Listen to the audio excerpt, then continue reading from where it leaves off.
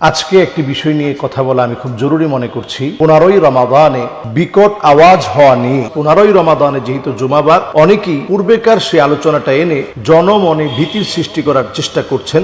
সকলকে আমরা বলবো যে জনমনে কোনো ভীতির সঞ্চার করার কোনো প্রয়োজন নেই। এই রমাদানুল মুবারকে ইনশাআল্লাহ কিছুই হবে না। রমাদান বরকতের মাস।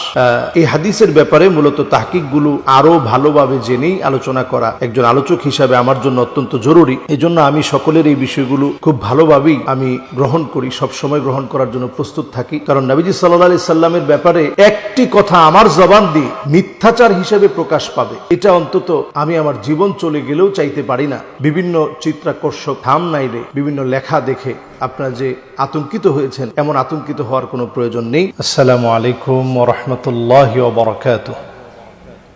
বিসমিল্লাহ আলহামদুলিল্লাহ ওয়াসসালাতু ওয়াসসালামু আলা রাসূলিহিল আমিন ওয়া আলা আলিহি ওয়া সাহবিহি আজমাইন, আম্মা বা'দ। প্রিয় দিনী ভাইরা, আমরা গুরুত্বপূর্ণ একটি বিষয়ে কথা বলার জন্য আজকে একত্রিত হয়েছি। আপনারা সকলে জানেন যে আমার বিভিন্ন আলোচনাগুলো বিভিন্ন সময়ে বিভিন্ন ইউটিউবাররা রেকর্ড করার জন্য আসে।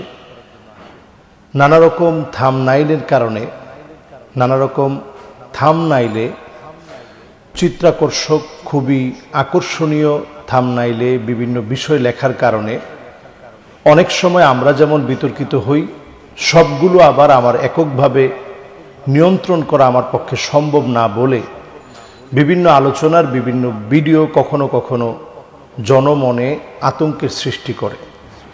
আসলে এই দায়ভারটা পুরোটাই আমার। যেহেতু আমার আলোচনা, আমার এই বিষয়গুলো নিয়ন্ত্রণ করা অত্যন্ত জরুরি। আজকে একটি বিষয় নিয়ে কথা বলা আমি খুব জরুরি মনে করছি।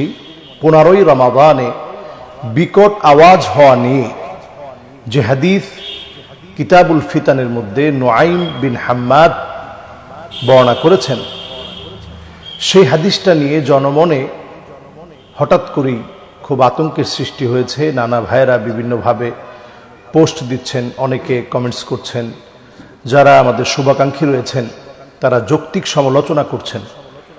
এই বিষয়টা সবই অত্যন্ত গুরুত্বপূর্ণ একজন আলোচকের